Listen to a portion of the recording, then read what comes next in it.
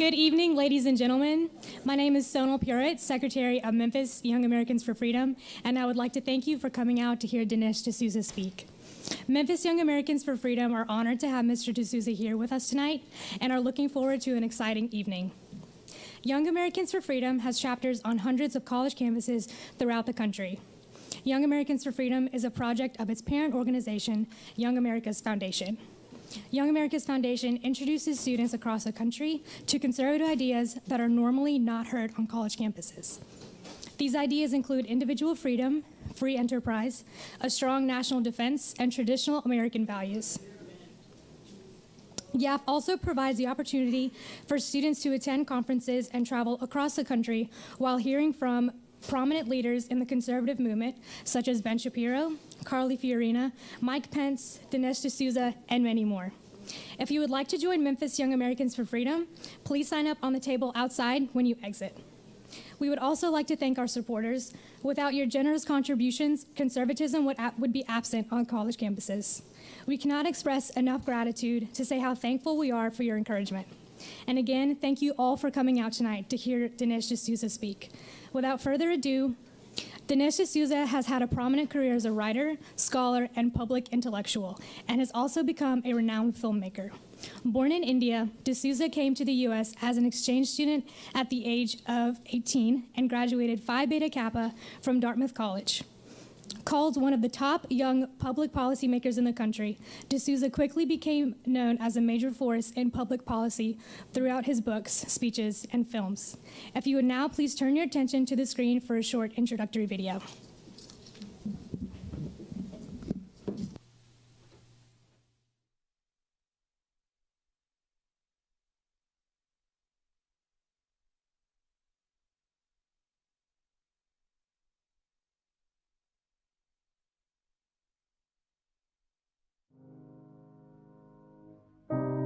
He's a man of a searching and versatile intellect.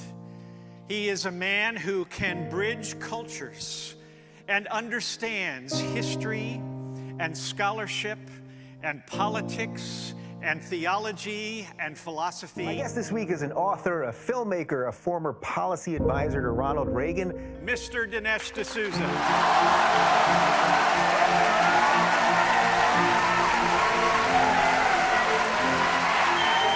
This American dream is a dream not just of economic opportunity or success, but it's ultimately a dream where you can be the architect of your own destiny. I grew up in a different world, actually a world without America. And although I grew up without a phone, without television, without hot water, we had a car, but if you looked down the floor of our car, you could see the ground. He's been described as an influential conservative thinker.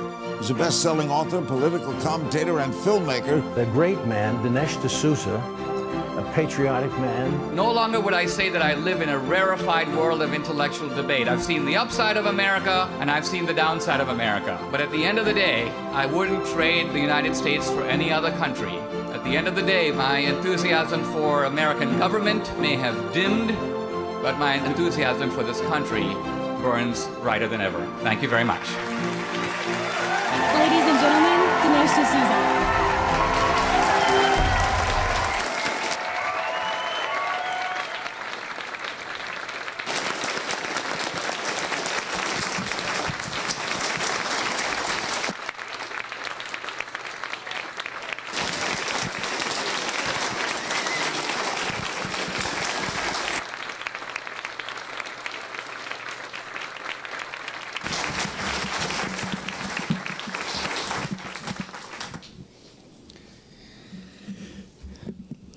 Wow, this is fantastic.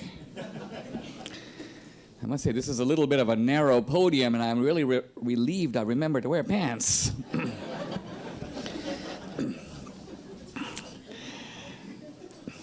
I'm very pleased to be here.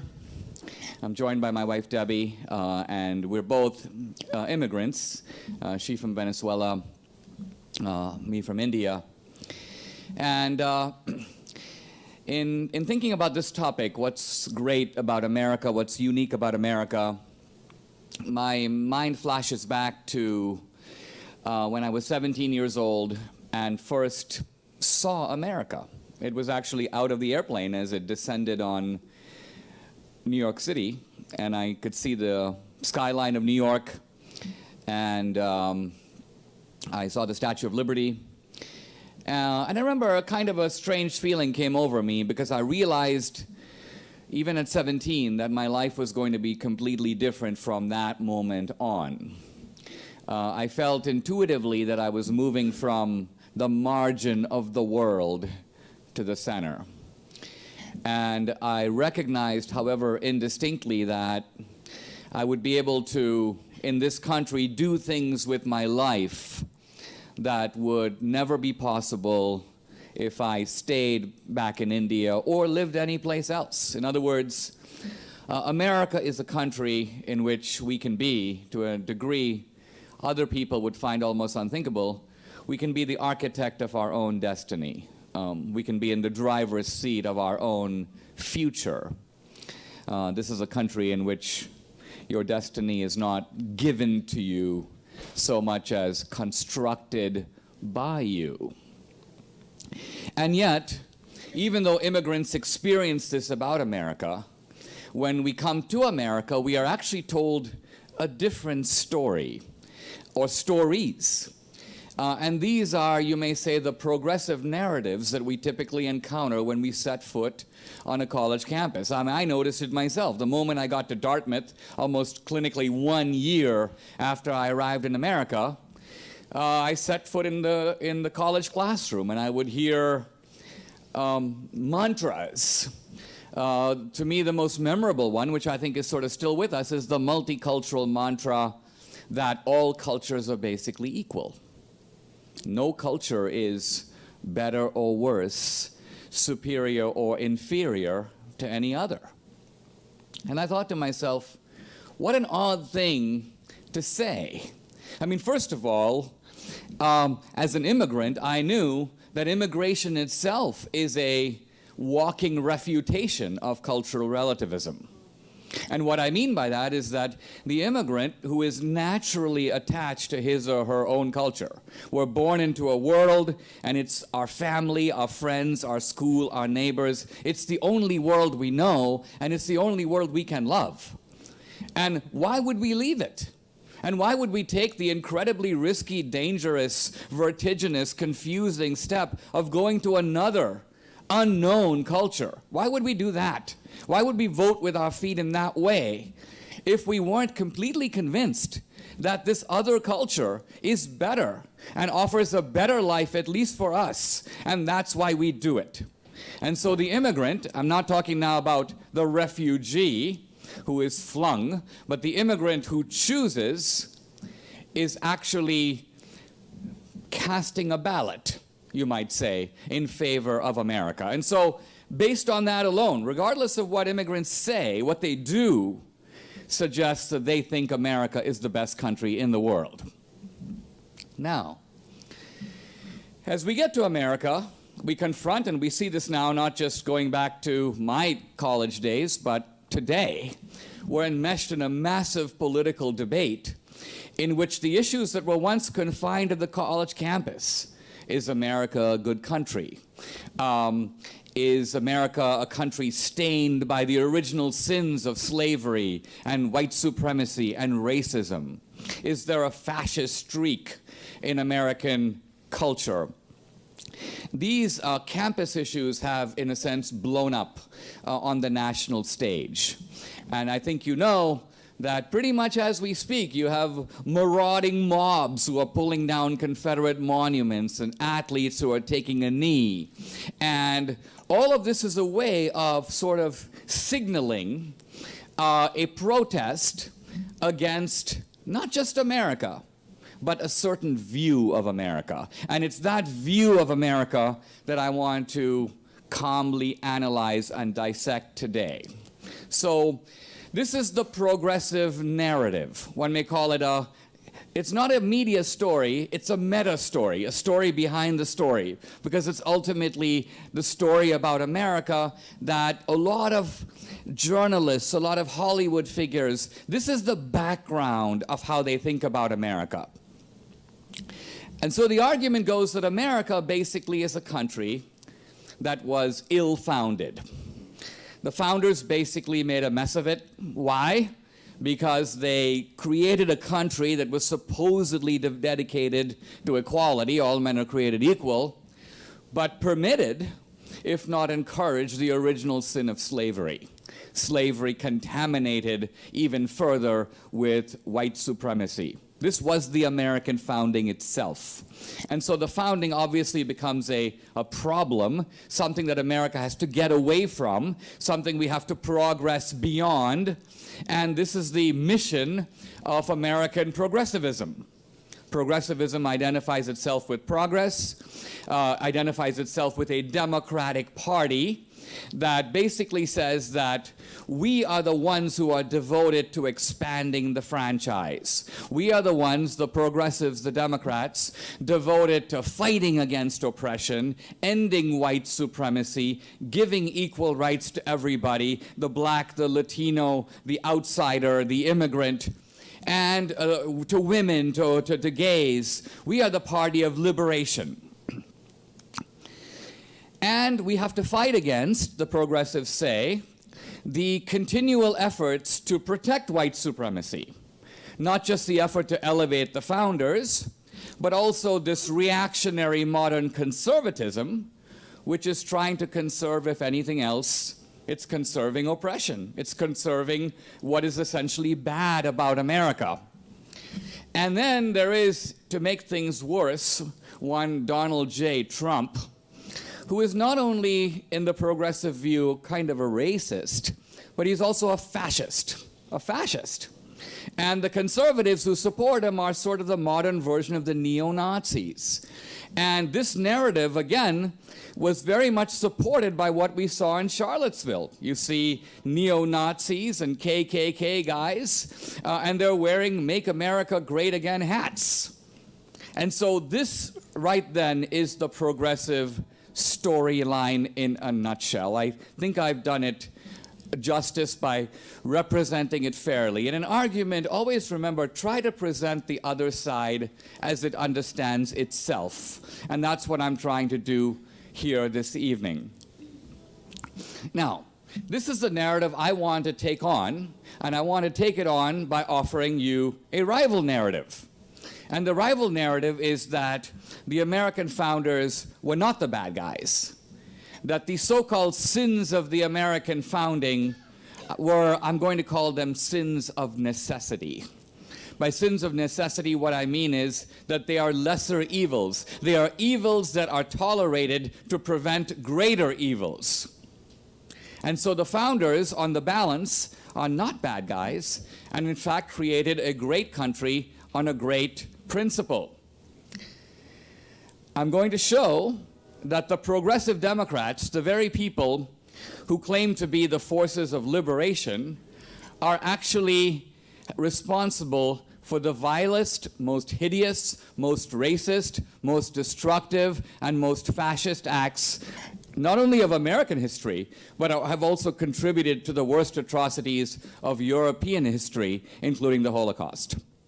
I'm going to show that this is the actual history of modern progressivism and of the Democratic Party.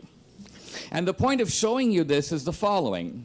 It is a way of exposing that a lot of what we see in American politics today is a kind of a camouflage. Let's start with the business about the Confederate Monuments. So they want to pull down a statue of Robert Ely. Now that's a very odd choice for a guy to want to revile. Robert E. Lee was the most distinguished soldier in the U.S. military. Abraham Lincoln offered him the command of the Union Army. The only reason he didn't join the Union is he didn't want to do battle with his own relatives in Virginia. Robert E. Lee did inherit some slaves on his wife's side, but he never managed any of them. He never ran a plantation. He was over in West Point as a military man, and he opposed slavery and prayed for the end of it to come soon. This is the actual Robert E. Lee. And then they want to pull down statues of Confederate soldiers. But the ordinary Confederate soldier was not a slave owner. The ordinary Confederate soldier was a farmer or a worker. This was a guy who was dirt poor. Interviewed at the time, during the war, one Confederate soldier was asked, "Why are you fighting? You don't own any slaves. Why are you fighting on the Confederate side?" And he goes, "I'm fighting because the Yankees are down here." End of story. Now, this becomes the poster boy for the evils of American history. Give me a break. Something fishy is going on. Notice that the Confederate statues are statues of Democrats being pulled down by other Democrats. Very interesting. Very interesting. Now, one might think that the Democratic Party is sort of taking responsibility. The Democratic Party is saying, yes, we actually were the party of slavery. But that's not what's going on here. What's going on here is kind of a big lie. And the big lie is, let's take the sins of the Democratic Party and put them on the South. Let's blame the South for what we did. Now, here's why I say that. Because, of course, I have to anticipate the obvious objection. Well, wait a minute, Dinesh, wasn't the slavery debate between the North and the South? No. The secession debate was, in fact, between the North and the South. But the slavery debate was between a pro-slavery Democratic Party, North and South, and an anti-slavery Republican Party. This was a straight-out partisan debate. When Abraham Lincoln identified the three bad guys of American slavery, two of them were Northerners. One was Roger Taney, who wrote the Dred Scott decision, and he was a Southerner. But Buchanan, the president, was from Pennsylvania. He was a Northerner. And Stephen Douglas, who ran against Lincoln in 1860, was the senator from Illinois, also a Northerner. By the way, Stephen Douglas's statue is standing right there in Chicago. There's no Antifa attempt to pull it down. I want to point out that the American founders here are not the bad guys. Why? Because the choice that they faced was not a choice of let's have slavery in the Union or let's have a union that excludes slavery. If the founders had that choice and they checked the box for slavery, we would be right to blame them. But the actual choice facing the founders was a different one. And that is, should we have a union based on anti-slavery principles that tolerate slavery for a time, or should we have no union at all? That was the actual practical choice facing the founders. Why? Because slavery was legal in each one of the states that got together in Philadelphia. The founders, if they decided to have a union that excluded slavery at the outset, most of those states, and certainly the southern states, would not have joined at all. So remember that in the world, we have to choose between the options that were given. We can't choose options that are not even on the table. Now, were the founders racist? The answer is most of them were not. Probably the most racist of them all was Jefferson. And Jefferson, although he said that he had in his mind a suspicion that blacks were intellectually inferior to whites, he said at the same time, I don't know this to be true. I pray it is not true, and I'm hoping to be shown evidence that it is not true. And even if it is true, and I now quote Jefferson, whatever be their talents, it is no measure of their rights. In other words, whether people are superior or inferior, smarter or less smart, doesn't have any bearing on whether or not they are given equal rights. Some whites are smarter than other whites. That doesn't mean that some whites enjoy First Amendment rights and others don't. They all do. We all do. So Jefferson acknowledged from the beginning that rights apply to everybody. And he fulminated. Think of how odd this is for a Virginia planter who owns 200 slaves. Fulminated against slavery and basically said that slavery has no attribute that God, the Almighty, could side with. He predicted terrible convulsions if this problem was not dealt with and eradicated. So this is Jefferson. Now this Jeffersonian position, you might say, cannot even be compared to the extreme racism of the Democratic Party after it was founded in 1828. The Democrats were racist in a completely different degree and dimension than anything you can hear from the founders. And this is actually very interesting because in our textbooks and in our public rhetoric, you never see anyone attack the Democratic Party. It never happens. People are always picking out Washington, Jefferson. But in fact, the Democratic Party is the first party in the world. Slavery is a universal institution. And no one had the chutzpah to say that slavery is good for the slave until the Democrats came along. The Democrats invented the positive good school in which they argued slavery is not just good for the master, which everybody knows. It's kind of fun to get some other guy to work for you for free. But slavery is good for the slave. Even the Nazis didn't have the chutzpah to claim that what they were doing to the Jews was good for the Jews.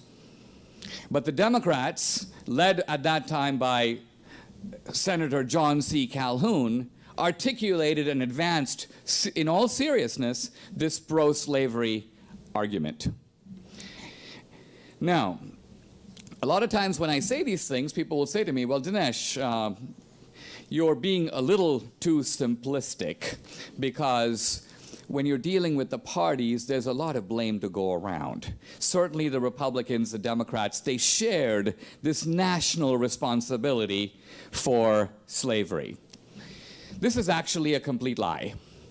And I can demonstrate the lie very simply by pointing out the following single fact, and that is that in 1860, the year before the Civil War, no Republican owned a slave.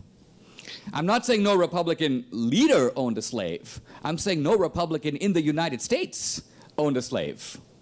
All the slaves in the country, think about it, there were 4 million of them, were owned by Democrats. Now, when I said this in the movie Hillary's America 1 year ago, there was a big convulsion and leftists and progressives were thrashing around for months to find counterexamples. And the beauty of my statement is it's kind of a scientific statement, which is to say it is refutable. All you have to do is give me the names of 5 Republicans who own slaves, and I would have to take it back. But to this moment, no one has been able to do that. A few months ago, one assiduous researcher on a left-wing campus said, I gotcha, Dinesh, I gotcha. Ulysses S. Grant inherited a slave, a solitary slave, on his wife's side. And I said, you almost got me, because at the time that this happened to Ulysses S. Grant, he was a Democrat. So, a nice try, but even that fell a little bit short. Now, here's where I'm going with all this. After the Civil War, because remember, this is not just a debate about slavery, this is also a debate about what came after slavery. And what came after slavery was the institutionalization of this terrible notion of white supremacy, but white supremacy and accompanied by racial terrorism, the Ku Klux Klan. If you think of the first domestic terrorists were groups like the Ku Klux Klan, and there were other groups like that as well. Now, it's very important to realize that these institutions of white supremacy, of white nationalism, are the actual invention of the official Democratic Party. They're not random groups that just started. They're not right-wingers. They're actually creations of an actual political party that use these groups as a paramilitary force to essentially promote white supremacy throughout the South. And not just throughout the South. The later, when Woodrow Wilson showed the movie Birth of a Nation in the White House, Ku Klux Klan chapters opened up in Maine, in Indiana, in California. They spread nationwide. So once again, this is not simply a Southern phenomenon, and it's a big lie to pin it all on the South. Now think of it. All these guys who are taking a knee and blaming America. America did this, America did that. No, America didn't do it. Some Americans did it, and other Americans stopped them. The important question is, which ones? Who did it? And this is again the big lie in action. Because, remember, we had a civil war. 600,000 people died in that war. 300,000 on the southern side, 300,000 on the northern side. This actually means that from the Union armies, driven really by the Republican Party, 300,000 white guys died to end slavery. You want them to pay reparations? You're taking a knee about them? Are they the bad guys? So it's very important here not to become a sucker. I mean, I forgive guys like Colin Kaepernick. This is a guy basically who runs with the ball. So I don't expect him to know a whole lot about American history. He's repeating what he's been told. At one point, Abraham Lincoln said, "Must I shoot the simple soldier boy who deserts and leave untouched the wily agitator who encourages him to desert?" In other words, I place the blame for the big lie on progressive academia. That's where the lie is hatched. And then dummies in the media, by which I mean people like Rachel Maddow, Van Jones, Chris Matthews, Bill Maher. By the way, all these guys, they'll bloviate about fascism from the time of the election. But when I put a book out on the subject and they can see, whoa, here's a guy who knows what he's talking about, they all run down rabbit holes. And it's not because they don't want to have me on their show. I've been on Bill Maher's show 10 times. I was on Politically Incorrect on ABC. I've been on Real Time with Bill Maher. It's just that the left is scared of confronting the real argument. They like to have real stupid guys on so they can take them on. But they'll never take on somebody who actually knows what they're talking about. Now, let me fast forward a little bit and say a word about what interested me when I thought about my most recent book, The Big Lie, was the deep parallels between the Ku Klux Klan in the United States and the brown shirts in Nazi Germany. What struck me thinking about it was in the 1920s, by the way, in Charlottesville, we'll see, I saw an amazing picture on social media a couple of days ago. It's literally in Charlottesville, one white supremacist surrounded by like 15 reporters. 15 reporters are interviewing one white supremacist. And think about it, why would they do that? Why would they inflate the reputation of this one guy, a complete loser? So what if he calls himself a neo-Nazi? He's a complete imbecile. Most likely Hitler would have gassed him. And yet this poor guy, well, Hitler actually had a whole category for imbeciles. So what I'm getting at here is that this poor guy has now become a totem of the sins of America. Why? Because actually he's not the real target. The real target is Trump. The real target is actually the Republicans. Now, back to the Ku Klux Klan. The Ku Klux Klan at one time had real power. In the 1920s, 50,000 hooded Klansmen marched on Fifth Avenue in New York City. Where were they going? Madison Square Garden. What was happening? The Democratic National Convention. Many of the Klansmen were delegates. I do want to tell you that virtually every head of the Ku Klux Klan, both national and regional, every Kleagle, every Grand Dragon, has been a Democrat with maybe 2 or 3 exceptions. That's why when people say, what about David Duke? They're literally talking about the one guy that they can point on the other side. And by the way, David Duke is like excommunicated in the Republican Party. By contrast, a guy like Robert Byrd remains a kind of revered figure in the Democratic Party. Bill Clinton was at his funeral, so was Obama. Now, in the 1920s, the Ku Klux Klan had 3 to 4 million members. So did the Nazi brown shirts. By the way, both groups are totally into costumes. They love elaborate, crazy stuff. Both groups carry sticks, batons, weapons. Both groups are into hazing, racial terrorism. And both groups are the extension of an actual political party. Obviously, the brown shirts were an extension of the Nazi Party. And the Klan, I'm now quoting the progressive historian at Columbia University, Philip Foner, the Ku Klux Klan was for decades, quote, the domestic terrorist arm of the Democratic Party, end quote. So when the Klan had real power, when it was really stringing up people, when it was organizing what it called Negro barbecues, this was being done with the cooperation and indeed the encouragement of Democratic sheriffs, city officials, and so on. Every segregation law in the South was passed by a Democratic legislature and signed by a Democratic governor. There was no exception to that rule. So here we have a Democratic Party that has been complicit, not only in slavery, segregation, Jim Crow, racial terrorism. And now we turn to the civil rights movement. Well, didn't the Democrats rescue themselves? Didn't they do the civil rights movement? Didn't the opposition to the civil rights movement come from the Republicans? No, no. More Republicans voted for the Civil Rights Act of 1964. I'm talking about proportionally. There were fewer Republicans in Congress than Democrats, so we're looking at proportions. More Republicans proportionally voted for the Civil Rights Act of 64, the Voting Rights Act of 65, and the Fair Housing Bill of 1968. Don't take my word for it, you look it up.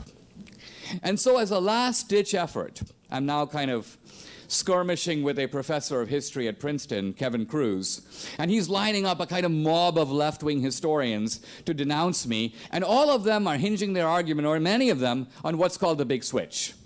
The big switch. The big switch is, of course, the idea that the two parties traded positions. They swapped platforms. Basically, the Republicans became Democrats, and the Democrats became Republicans.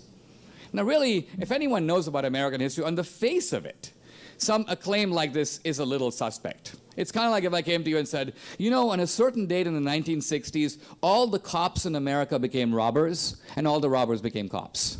You'd be like, really? Did that really happen? How would that even occur? Are you actually saying the parties just decided to trade platforms with each other? And so the whole idea here is that the racist Democrats, the infamous Dixiecrats, became Republicans. And the whole case hinges on that.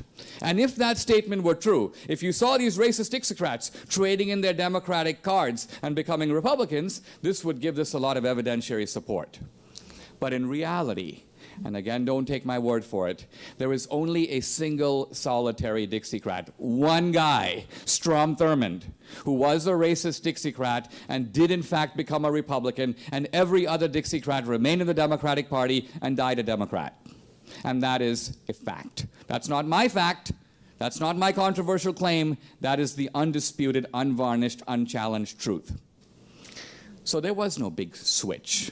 Now, there were certain switches, but they have nothing to do with race. Blacks who used to be Republicans did become Democrats.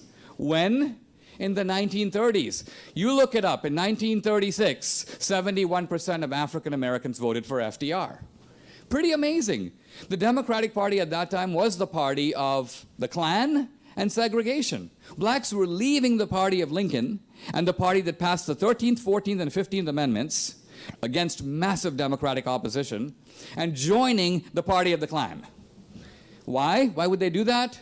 Well, it was the Great Depression. And well, the New Deal did offer meager, but nevertheless, they did offer some economic benefits. So the black switch was over New Deal benefits and had nothing to do with race. The Southern switch, there was a Southern switch. Southerners used to be Democrats for most of the 20th century. Southerners today are predominantly,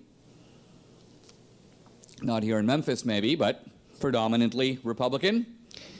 This switch, by the way, again, is attributed to racism. But the truth of it is, as the South became less racist, it became more Republican.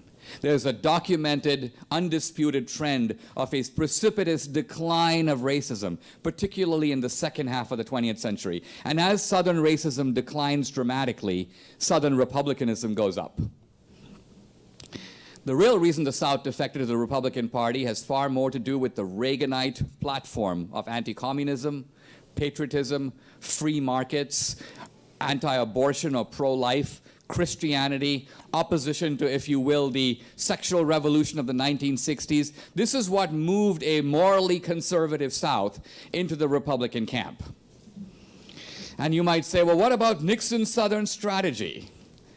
Nixon was told by his closest advisors, you are never going to win with the racist appeal to the Deep South. If you do that, you lose the whole rest of the country. Nixon wasn't an idiot. He was from California. He knew that. And so Nixon did not appeal to the Deep South, and he did not, in fact, win the Deep South. The Deep South was won by George Wallace. Nixon took the upper South, or some states in the upper South. And so he took the non-racist South by appealing to upward mobility. The South was changing, becoming less agrarian. There was actually much more commerce in the South. And so the upwardly mobile, pro-market, up by your bootstraps, capitalist South, this became ripe pickings for the Republican Party. And now I want to say a word about fascism, because we're hearing the word used a lot. Trump is a fascist.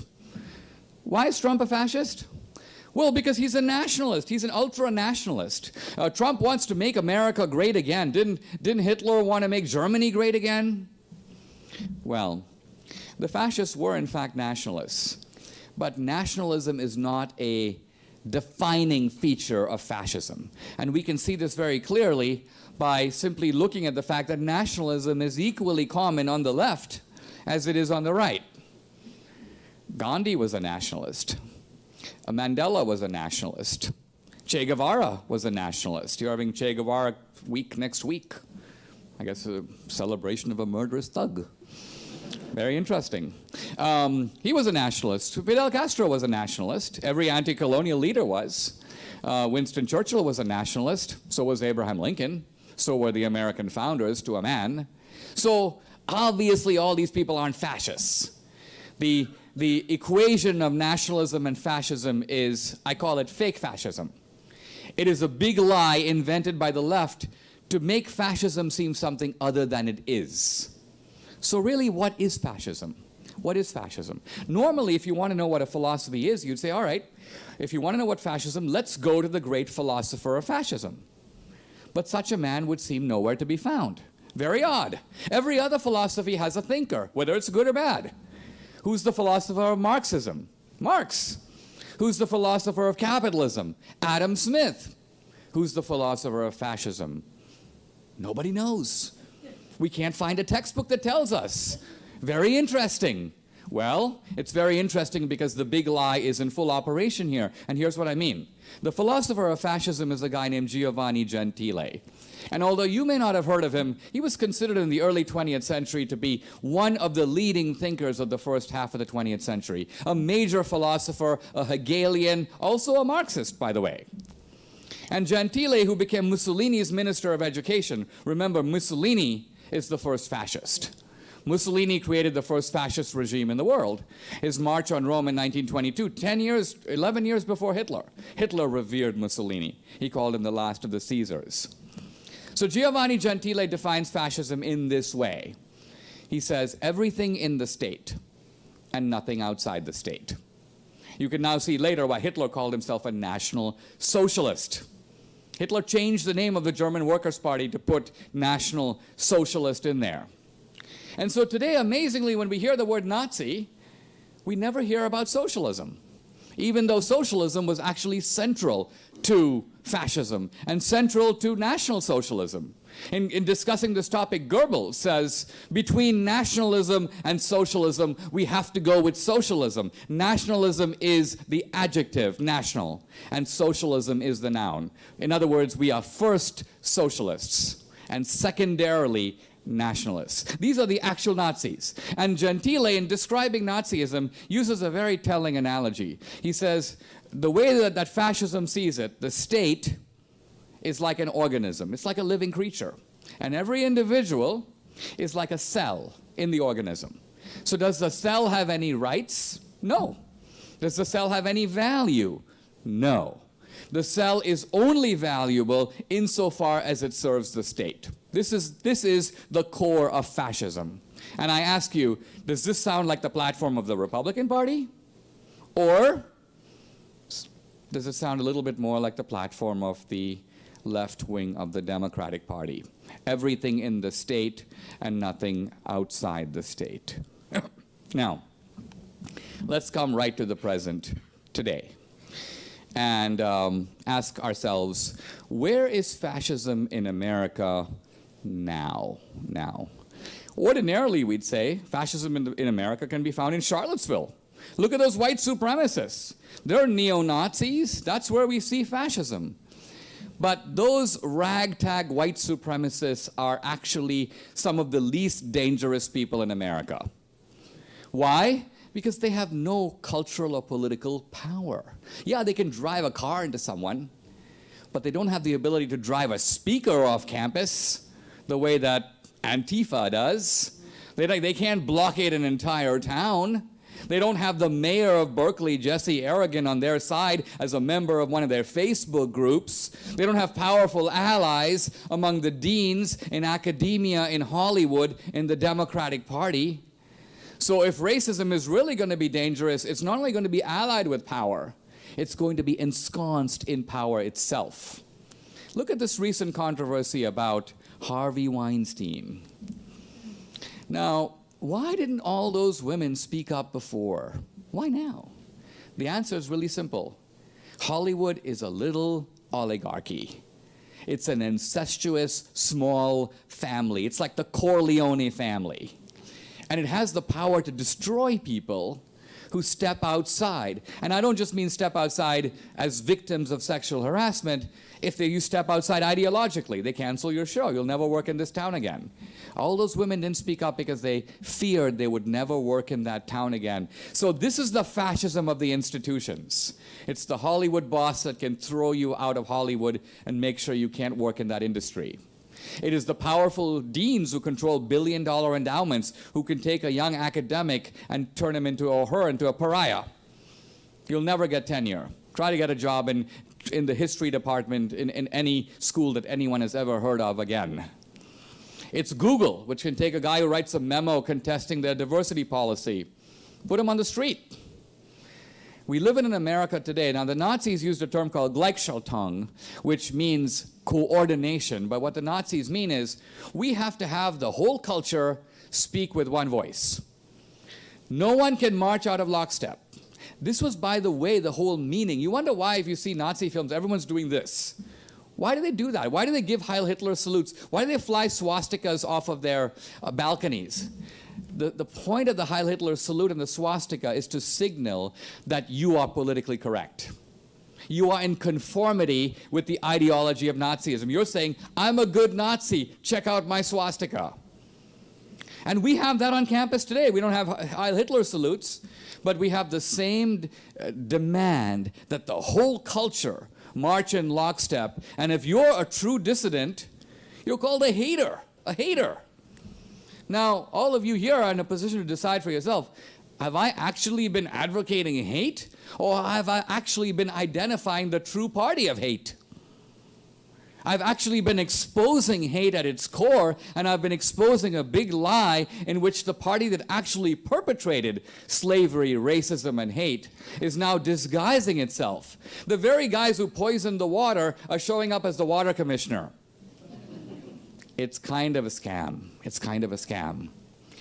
And if the Democrats really cared about race today, because people will say, well, where's the racism in America now, Dinesh? Well, the racism now, I think, is sadly to be seen in what I will call our urban plantations. And by that I mean Detroit and inner city Baltimore and Oakland and all these places which, by the way, trillions of dollars have been spent, and yet many of these places are just as bad as they were in 1968. Now, do you see Jesse Jackson down there protesting? Do you see all these progressive left-wingers down there? Are they taking a knee against the school board that is running schools where no one learns anything? I was reading a book on the slave plantation, and it described the features of the slave plantation. This is Kenneth Stamp's book, the historian Kenneth Stamp, called The Peculiar Institution. And he says the slave plantation was characterized by dilapidated housing, just broken down slave quarters, by broken families, very few nuclear intact families, by a high degree of violence that was necessary to hold a place together. That's why slave plantations would have sometimes barbed wire fences. By the absence of opportunity, nobody could ever get ahead. Slavery is obviously for life. And finally, by a mood of nihilism and despair. And I ask you, are those 5 features of the slave plantation not now overwhelmingly present, tragically, not only in our inner cities, not only involving blacks, but also on Native American reservations, also in the barrios where Latinos are, And so, and increasingly in white communities, which are economically devastated, where you have high degrees of opioid addiction. This is the America we live in now. And so my message is this. To me, the race card and the fascism card are frauds. They're being played not to have a debate, but to prevent a debate. They are efforts to try to find a group of people and say, you are the bad guys. We don't have to discuss health care or education reform or inner city tax incentives or anything with you because you're like Hitler in the 1930s. We've got to get rid of you by any means necessary. And so the charge that Trump is like Hitler is actually being used by the left as a pretext, as a cover for all kinds of inexcusable behavior, including violence, that would never otherwise be allowed or condoned. Can you imagine mainstream Democrats refusing to go to the inauguration? What if Republicans said, we're skipping Obama's inauguration? There'd be a media meltdown if that happened. So, unfortunately to me, the gentleman's politics of the 1980s is gone. We're living in a much rougher environment, and when I see these physical clashes between the Trumpsters and the left and Antifa, it almost throws my mind historically back to Mussolini's black shirts of the 20s or Hitler's brown shirts of the 30s. It's a worrisome moment of American politics. My message to you is be actually on the side of the good guys. And the way to do that, the first step, don't be suckers for the big lie. Don't march in lockstep. Don't participate in left-wing Gleichschaltung. Stand up for yourself, speak up for yourself, demand that your campus exhibit a wide variety of points of view so you can truly learn and think for yourself. If you doubt anything I've said today, I have not even made any statement that is controversial in the sense of doubtful whether this really happened. It's controversial in the sense that you haven't been taught it. It's controversial in the sense that it's news to you, but it's not controversial in the sense that it actually occurred. So I'm very pleased to be here. I want to thank you for inviting me, and I want to open the door to questions. Thank you very much.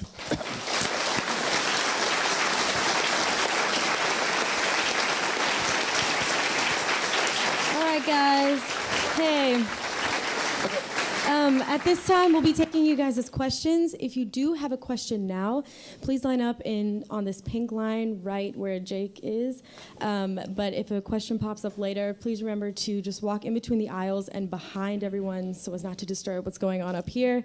But you guys can start lining up now.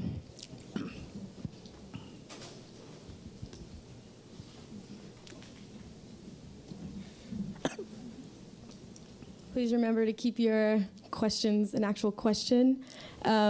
Keep it short. And yeah, go for it. First off, I'd love to say I'm a very big fan of yours, me and my grandmother both. Of all of you saying about the not being a puppet, what would be your advice to someone who is unfortunately has a sibling who is a puppet, so, quote unquote? And also, I'm trying to get my friends interested in politics, but I don't want to be just beating them down. What would be your advice to get them more politically active, and what would be your advice to give to someone whose sister is pretty much a puppet of the far left? Yes.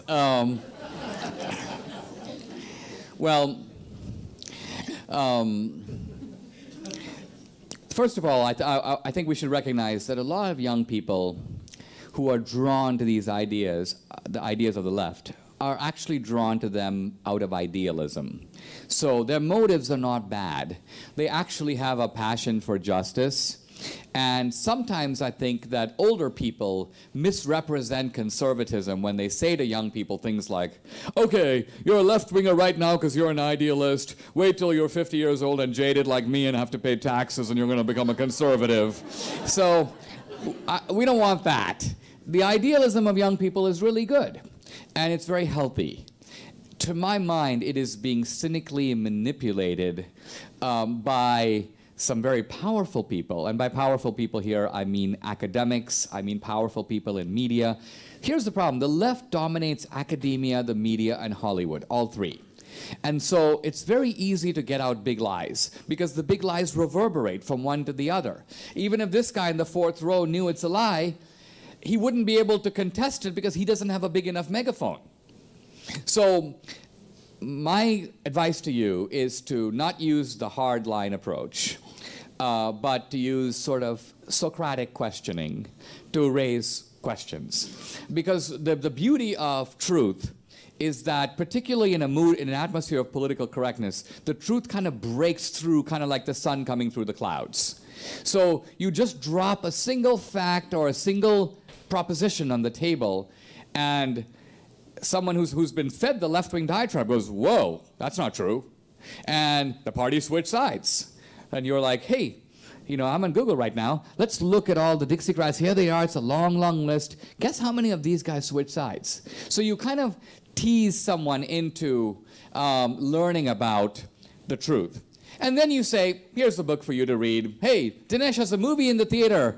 I'll buy you a ticket if you'll agree to go. It's missionary work, and it's a little strange that you sometimes have to conduct it within the family, but my best wishes to you.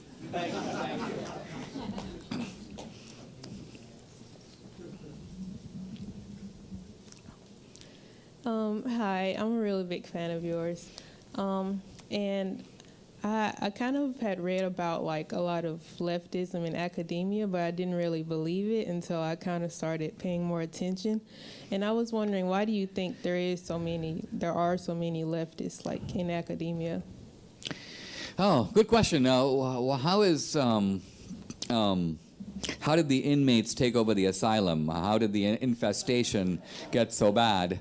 Well, I think it's two things. First of all, I do think that there is a temperamental difference between conservatives and progressives, which inclines the progressive more to academia. Here's what I mean. By and large, conservatives respect the world of business. And so they see success as going into the business world and having a professional career or starting your own business. They would admire an entrepreneur who creates a new company far more than, say, a professor of Romance languages at Bowdoin College.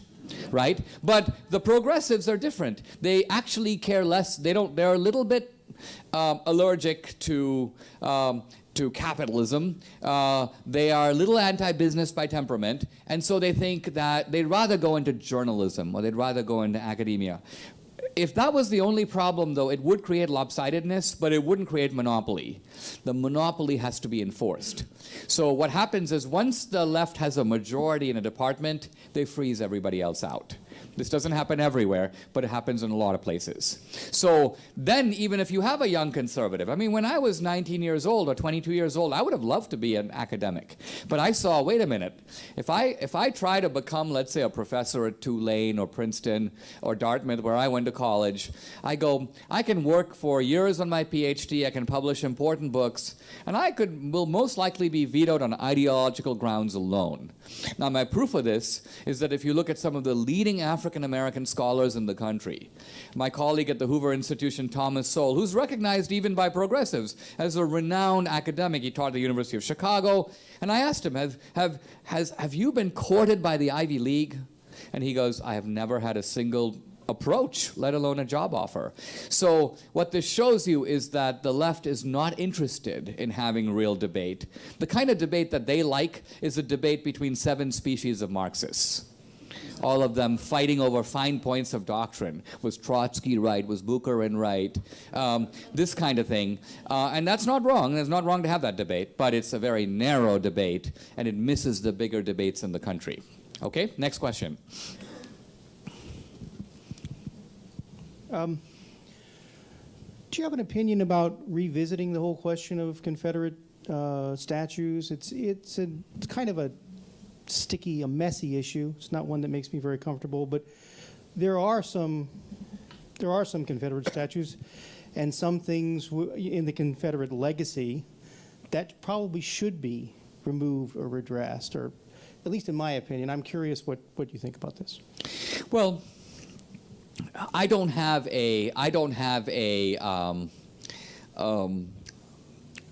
I shouldn't say I don't have a hard line, but it's not that I have the view that every statue that was put up for whatever reason must remain up, and to take a statue down is to, quote, get rid of history. That's not my view.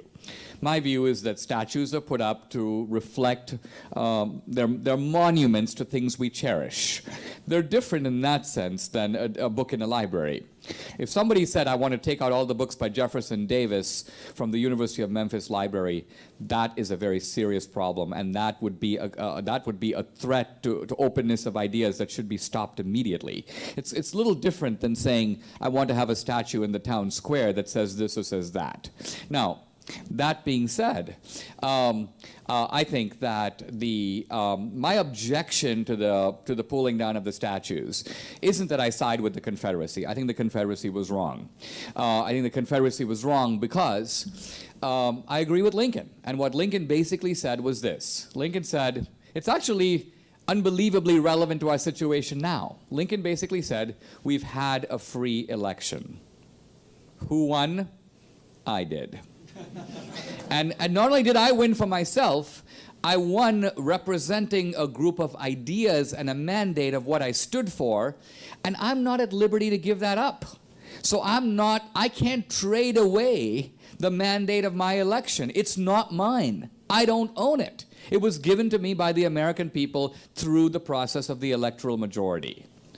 The reason I think this is interesting is that now, today, it seems to me, not since 1860 has a major party, happens to be the same party, proved itself utterly unwilling to accept the result of a lawful election. And part of what's going on, undoubtedly, and this Confederate statue thing is just a pawn in that battle, is the effort to get Trump out of there on the grounds that he is somehow de facto illegitimate. The media is basically saying when you have an election in America, we have veto power over the result. If we think that the guy is out of bounds, we get to run him out of town. And if we can't do it legally, we have to think of some scheme to pull it off, a kind of a quasi-legal coup to get rid of him. So, obstruction of justice. Now, normally, obstruction of justice requires an underlying crime. In Watergate, there was obstruction of justice, but there was an underlying crime, the Watergate burglary. Imagine obstruction of justice with no underlying crime. Trump didn't collude with Russia. He said to Comey, hey, Comey, there's nothing there. There's no collusion. Shut down your silly investigation. Is that obstruction of justice? There's no injustice that's been perpetrated in the first place. But the left doesn't really care right now. They are on the warpath against Trump, and the weird thing is they have colluding with them some Republicans we could name. One or two from this state, I might note. So it's a funny business that's going on here. And so that's my view of the whole matter. I wouldn't leave every statue that's standing. I just want to see a more open debate about the role of people like Buchanan, Stephen Douglas. I don't want the South to take an unfair burden in the Civil War. Even Abraham Lincoln said, if I was a Southerner, I would have the Southern position. In other words, his point was that slavery was profitable in the South and generated a culture that is not the fault of the Southern people. Now, that being said, he said that the American founders recognized that slavery was a wrong. Here's how Lincoln put it beautifully. He's describing the difference between the two parties. We believe slavery is wrong and should be restricted. You believe it is right and should be extended. And that was that was the basic issue in the campaign of 1860, and that was really what the Civil War ultimately ended up being about. Okay, let's go on. Next question. Oh, you're going to hold them? Okay. Hi, my name is Sydney Kessler. I'm with the Progressive Student Alliance, and I also want to point out that we are in another room because we were not allowed in here, and that we have plenty of questions because you said that progressives or leftists do not want to ask questions, but we are not allowed in this space but one person. So I would encourage you to invite them in here to ask those questions so that I'm not the only person asking my question.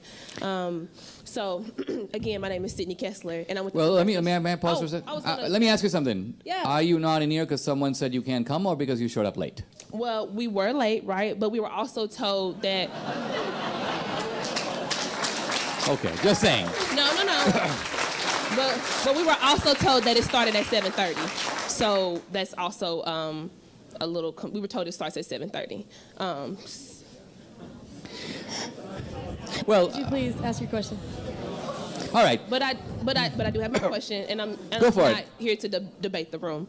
So my question was, you said that the liberals run the state. You said that the liberals run the media, the school. I can't remember the other one, but you didn't say the state. Well, I said Hollywood, academia, and media. And media, but you didn't say the state. But you also mentioned earlier that in order to have balance, you should have different ideas. So if they don't run the state, how do we have power to leverage our ideas? Well, I'm not saying, when you say run the state, you mean the state of Tennessee? Well, you said the state, period. You said that the state, that Marxists or communists believe that the state should all have control, right? Right. And so if you are saying that, right, and then so to combat that argument means that both parties need to exist, right, and in the state realm to have control. So if we are not in the state and we are only in academia, we're only in school, media, Hollywood, then how do we have power or leverage other than those things? Oh, I see. Gotcha. Well, And how is that then not, right, the same state of fascism that you say exists if you admittedly say that the Republican or the whatever wing holds the majority of the state, or holds the state, period, right? Or holds that realm of control? yes. So the question is basically this, and that is that am I arguing that progressives should be, who are dominant in academia and media, should somehow be excluded from the state? In other words, from governmental... No, that wasn't my question. You said they were. Because you said that they dominate these spaces, which means they do not dominate the state space, right? And so if they do not dominate the state space, how is that then not fascist if you said fascism is to dominate the state space? Right. So fascism is not one party controlling, in any democratic system, one party is going to win elections, correct? And if you look at American history, generally one party has dominated American politics, not only in a particular election, but typically for 30 or 40 years at a time. From the 1820s to 1860, the Democrats were the dominant party. By this I mean they didn't control everything, but they generally had one, if not both, houses of Congress and the presidency. From 1865 to 1932, the Republicans were the dominant party. From 1932 to 1980, the Democrats were the dominant party. Now, interestingly, from 1980 to 2016, American politics has been a draw. You've generally had divided government. Reagan was the president for 8 years in the 80s, Democratic Congress. Clinton was the president for 8 years in the 90s, Republican majorities in the House and the Senate. Obama is the president. He loses in the midterm election. A Republican takes both houses of Congress. This is why the 2016 election was so incendiary, because the left realized that not only was it about the presidency, but if Trump won, the Republicans would get both houses of Congress, and they might even get the court. Now, this is not fascism. This is called democracy, right? Because you're running for free elections. Your argument, I'm sorry, your argument then is that the United States goes from being fascist to being unfascist and back and forth from one fascist of Democratic to Republican. That's Okay. your argument then, because that means to hold the state position. That's what you said. So I'm quoting what you said. Right. And then literally asking the question. So. Okay, so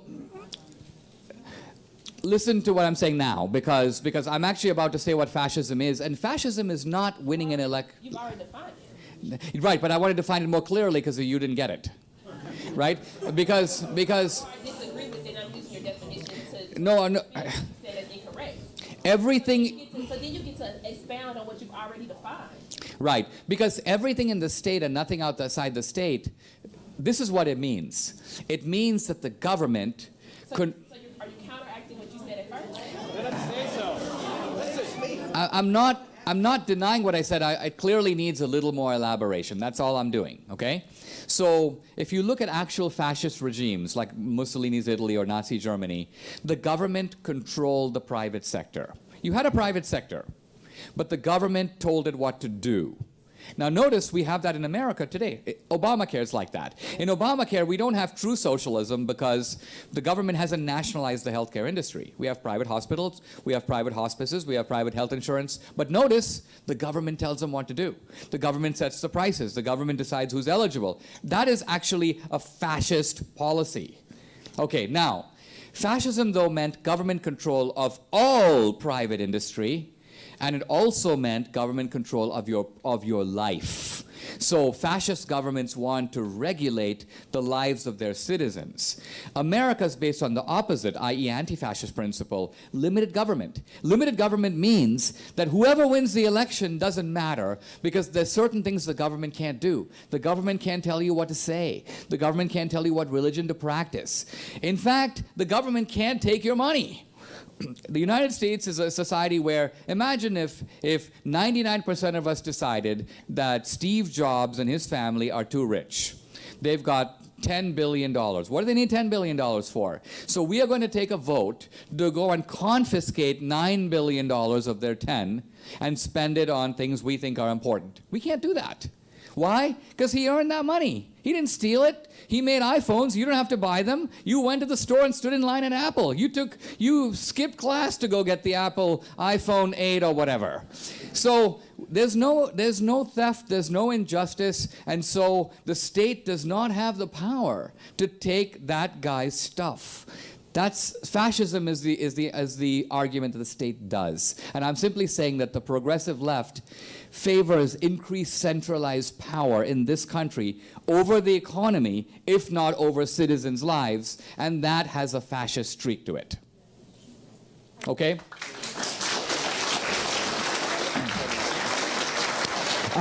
First, I'd like to say thank you for coming out, and I just appreciate this is a free event that I actually had the ability to come here. I wouldn't call myself a Republican. I'm a constitutionalist. That's what I describe myself as. And the Second Amendment particularly is probably the most important to me because it gives us the ability to defend all other amendments. A well-regulated militia being necessary to the security of the free state, the right of the people to bear arms shall not be infringed. Why do you think that certain areas, not necessarily of just government, just why do you think people in general who most of the time have zero to little knowledge at all of firearms seem to be the ones so heavily and vehemently against them as a whole, not just, 30-round magazines or all these other things, just the whole entire ideology of a firearm? Why do you feel as if it is so combated? Well, first of all, I want to affirm a point you said a moment ago, which is that the Second Amendment does not exist for hunting. It's not ultimately about the fact that some people like to go shoot deer and they need sports weapons to do that. The real purpose of the First Amendment is to protect the citizens from their own government, from the risk of government tyranny. Okay? That's why it's there. That's why it's there. Now, the progressives want to dominate the state, and they want to have increasing state control over the lives of citizens. Having an armed citizenry is a major check on that. And I believe that ultimately that's what drives gun control. Because think about it. What gun control policy could have prevented Las Vegas? Even Dianne Feinstein said, I can't even think of any. Number two, what purpose is served by taking guns away from law-abiding citizens if your point is actually to prevent non-law-abiding citizens from killing them? So I think that the gun debate has sort of lost its moorings and rationality. I mean, I don't own a gun. In fact, I'm a felon. I can't own a gun.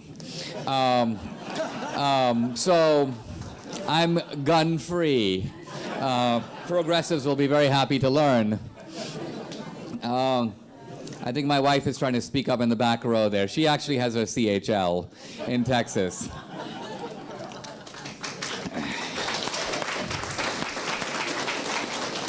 Many people don't realize, but she's my security.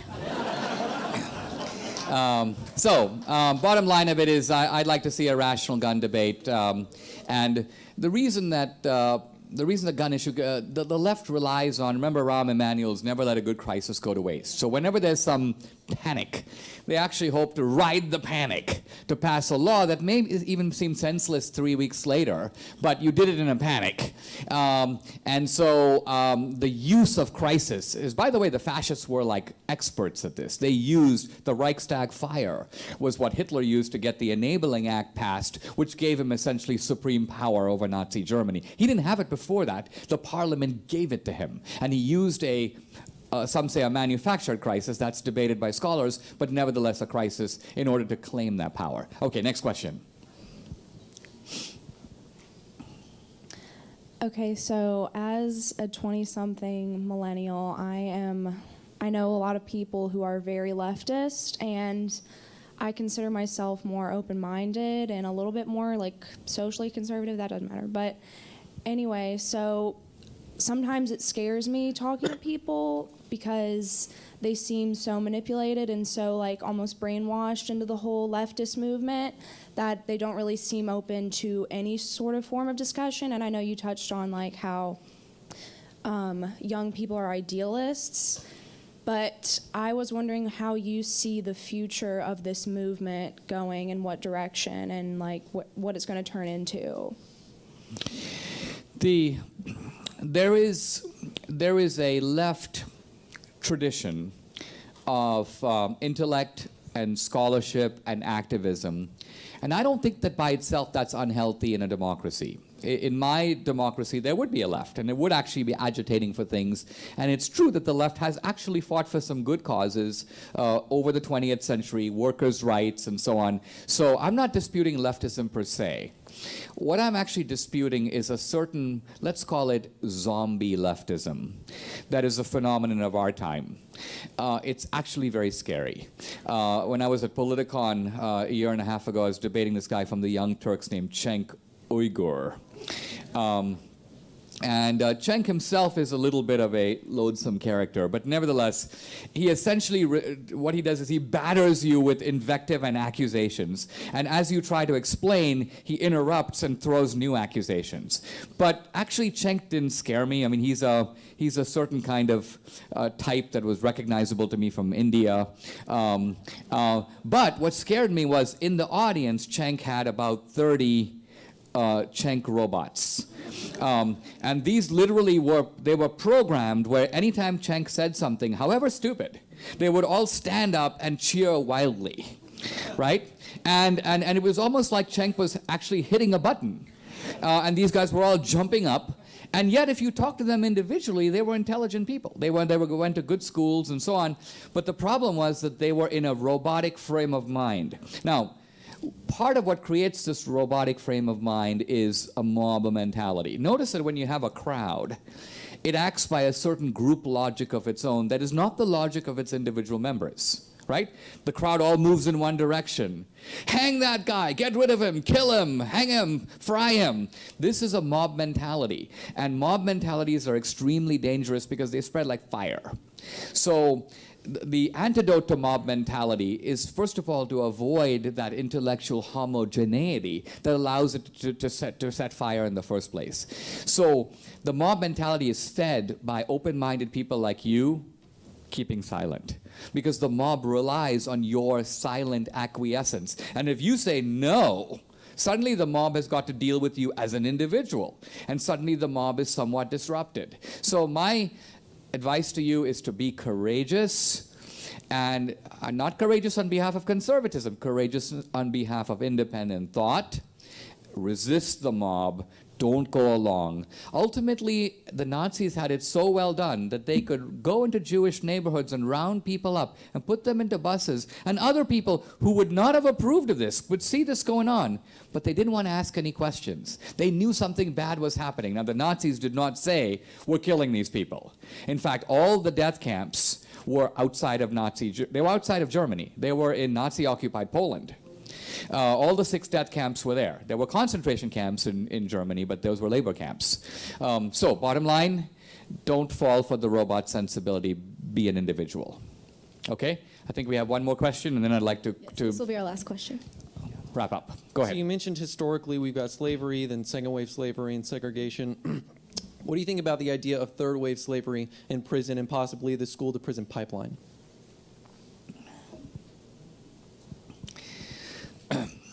I think you're, am I right that you're referring to this mass incarceration, drug arrests, large numbers of people being sent to prison? And disproportionate amounts of blacks in prison compared to whites. Yeah. So, you know, this is a very interesting topic that 5 years ago, if you had asked me about it, would have a different view than I do today. And I have to admit that the different view was produced by my own adventures in the judicial system. Had you told me 5 years ago 95% of defendants who step forth in the federal judicial system are found guilty, I would say, well, that's probably because 95% of them did it. That's why they're found guilty. Why else would they be found guilty? They are having a free trial and so on. Having gone through the system, I now realize that this was in fact a very naive view. It was a case in which I actually was a sucker, you may say, for the idealistic civics book America and not the real America. The civics book America is better that 9 guilty men go free than 1 innocent man be hanged. That is not the America we live in now. Many innocent people are prosecuted. Many innocent people are sitting in prison. The reason for this, it might have been well-meaning at the beginning, but prosecutors have so much power. Let's say, for example, there's a group of prosecutors and there's a doctor in Memphis and they would like, let's just say an ambitious prosecutor wants to run for office for the DA's job or for Senate and decides, I want a big case. This is the most famous doctor in Memphis. I want to get that guy locked up. It's very easy to do. First, you go through the accordion-like book of federal statutes, and you find a crime. And the crime is often something vague, making a false statement to a public officer, or administering illegal pain pills. Now, all doctors administer pain pills, but all you have to do is file a charge. The moment you file a charge, the doctor's reputation has been destroyed because he's now under arraignment, he's under indictment. And this is when the fun begins. You step in to see him and you say, listen, not only am I accusing you of illegally administering pain pills, I'm accusing you of concealing that fact, making false statements to your patients, filing false federal reports about what you do. When we add up all these offenses, you're looking at 50 years in prison. But here's the good news. If you don't contest the charge, you plead guilty, we will agree to give you 6 months in prison and you can never practice medicine again. Now, I would submit that it doesn't matter whether you're guilty or not guilty. In fact, if you're not guilty, it makes no difference whatsoever. You're going to take that deal. Why? You can't risk destroying your whole life, 50 years in prison. And remember that you can say, well, we have a justice system, we have a jury. They're going to bring you into prison in handcuffs and leg irons. You're going to be wearing prison uniform. The jury is going to think, oh my God, there's a criminal. Why would the government be charging this guy if he didn't prescribe illegal pain pills? This is actually the frightening reality of our judicial system. In my case involving $20,000 given to a college friend of mine running for office, I had FBI agents reading my books, going through my tax returns, having access to all my bank records going way back. This is the actual power of the federal government against us. So to me, yes, this is a real issue. And I don't have the trust in the system. Not that I don't have trust in cops. I like cops. But the system has built into it some very serious problems that need to be looked at, of which the issue of drug offenses and proportionality, because proportionality is the essence of justice, right? I mean, in my case, for example, we would say, well, Dinesh, you're a felon. In fact, this is the favorite social media chant of the left. Dinesh is a felon. Okay, but it also, did I break the law? I did. I actually exceeded the campaign finance law. But no American has been prosecuted, let alone locked up for doing what I did. And so if justice is a matter not just of did you break the law, but was the penalty proportional to the crime? Did other guys who did the same thing get the same penalty? Then you'd have to say that my case is a travesty. So the fact that my case is a travesty makes me much more disposed to believe there's a heck of a lot of travesties going on, and I would like to see Trump open up, and this would be very good for a Republican to do, a real investigation into our own justice system, the way it is actually prosecuted. I mean, look at the way we find out how our government uses the FBI, the IRS, the Justice Department. They send SWAT teams against people that they don't like. Political dissidents, which is basically what the fascists did, but also other people who are threats in one way or the other.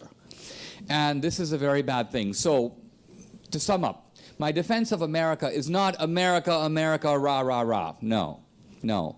We have to defend not just the ideal America of the founding, but the real America that we live in now. And so I think that liberal, conservative, left or right, this is our mission, to figure out a way to fix America as she is so it can live up to the promise and the ideals of the American founding. Thank you very much. Really appreciate it.